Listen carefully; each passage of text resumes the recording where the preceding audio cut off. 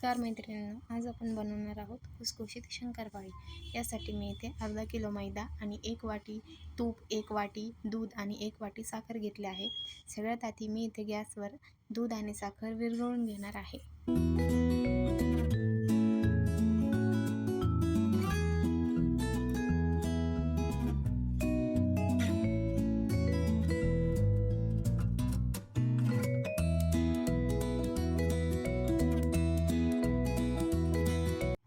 इथे दूध आणि साखर विरघळल्यानंतर यामध्ये आपल्याला तूप गरम करून घ्यायचं आहे। म्हणजे तूप वितळेपर्यंत आपल्याला याला हलकंसं कोमट करायचं आहे, जास्त गरमही करायचं नाही।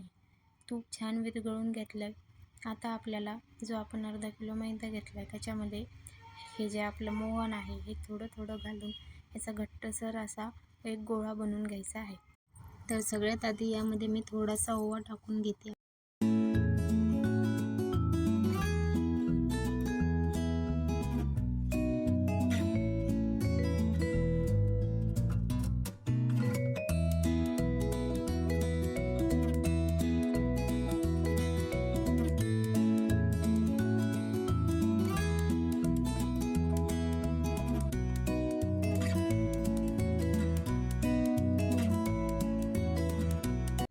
तर इथे मी घट्टसर असा एक गोळा बनवून घेतला आहे।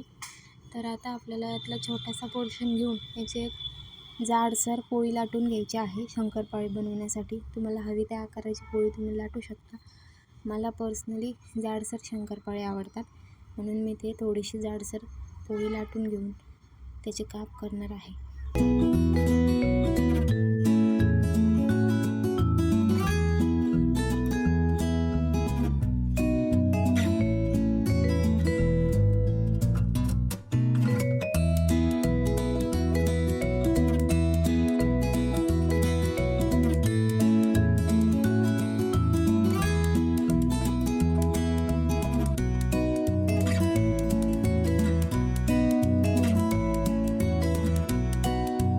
तर इथे मी पोळी लाटून घेतलेली आहे आणि हा जो साईडचा पोर्शन आहे हा मी कट करते शंकरपाळीचा आकार व्यवस्थित येण्यासाठी। तर मस्त तुम्ही आता हव्या त्या आकाराच्या शंकरपाळी पाडून घ्या।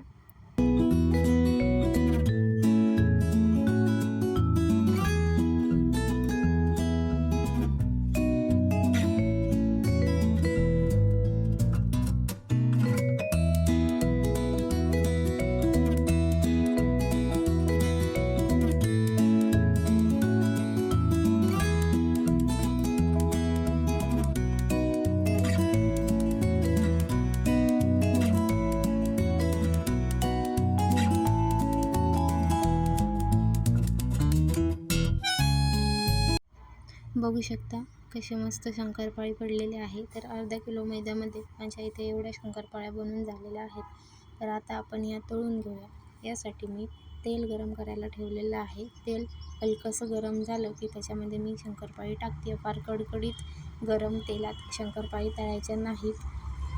तर मंद आचेवर ह्या शंकरपाळ्या मी आता तळून घेते।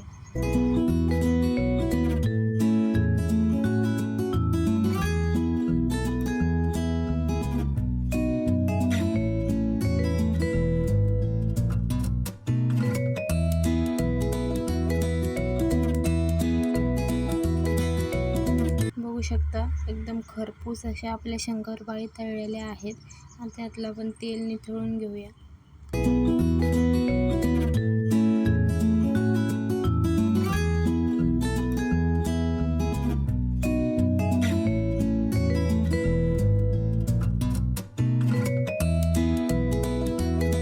तर याच पद्धतीने मी सगळ्या शंकरपाळ्या तळून घेतल्या आहेत। अतिशय मस्त खुसखुशीत आपल्या शंकरपाळ्या बनवून झालेल्या आहेत। तर तुम्ही देखील हेच प्रमाण वापरून ह्या शंकरपाळी नक्की बनवून बघा।